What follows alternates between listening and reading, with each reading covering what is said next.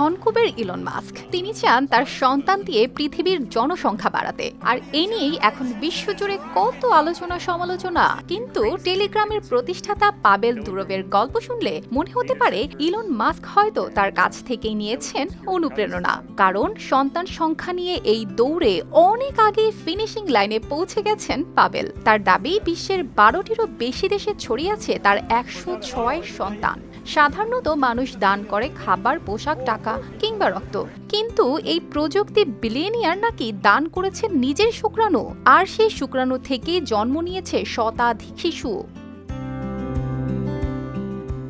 পাবেলের এই অদ্ভুত গল্পের শুরু প্রায় 15 বছর আগে। এক বন্ধু দম্পতির অনুরোধে প্রথমবার শুক্রাণু দান করেছিলেন তিনি। এরপর আইভিএফ ক্লিনিকের অনুরোধে আরও বহুবার শুক্রাণু দান করেন পাবেল দুরভ। এমনকি রাশিয়ার একটি ক্লিনিক সূত্রে বলা হয় তার শুক্রাণু বিনামূল্যে পাওয়ার সুযোগও হাতছাড়া করতে চাইতেন না অনেক নারী। শুধু শুক্রাণু দান করেই থেমে থাকেননি পাবেল, সন্তান ধারণে আগ্রহী নারীদের চিকিৎসা খরচও বহনের প্রস্তাব দিয়েছিলেন তিনি। তবে শর্ত, নারীদের বয়স হতে হবে 37 বছরের মধ্যে, সেই সাথে আইভিএফ এর সন্তান ধারণের জন্য হতে হবে শারীরিকভাবে উপযুক্ত। এইভাবেই পাবেলের সন্তান ছড়িয়ে পড়ে 12টিরও বেশি দেশে।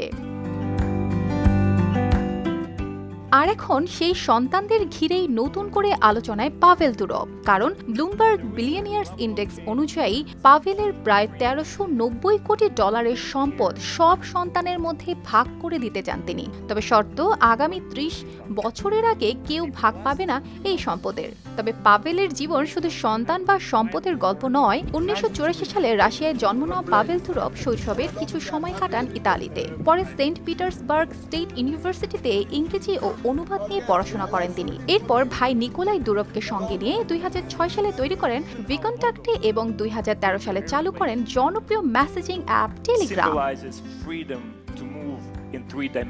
টেলিগ্রাম শুরুতে রাশিয়া ও ইউক্রেনের জনপ্রিয়তা পেলেও ব্যবহারকারীদের তথ্য সরকারকে দিতে চাপ দেওয়ার অভিযোগে রুশ প্রশাসনের সঙ্গে বিরোধে জড়ান পাবেল দুরভ। সেই চাপ থেকে বাঁচতেই 2014 সালে রাশিয়া ছাড়েন পাবেল। এরপর অনেক দেশ ঘুরে শেষ পর্যন্ত দুবাইয়ে টেলিগ্রামের সদর দপ্তর করেন তিনি। সব মিলে পাবেল দুরভ যেন প্রযুক্তি দুনিয়ার সবচেয়ে রহস্যময় চরিত্রগুলোর একজন। তাই মজা করে বলাই যায়, টেলিগ্রাম দিয়ে পাবেল যেমন মেসেজ ছড়িয়ে দিয়েছেন পৃথিবীর এক প্রান্ত থেকে আরেক প্রান্তে, তিনি নিজের সন্তানও যেন ছড়িয়ে দিয়েছেন দেশ থেকে দেশে। অর্পিতা জাহান, RTV।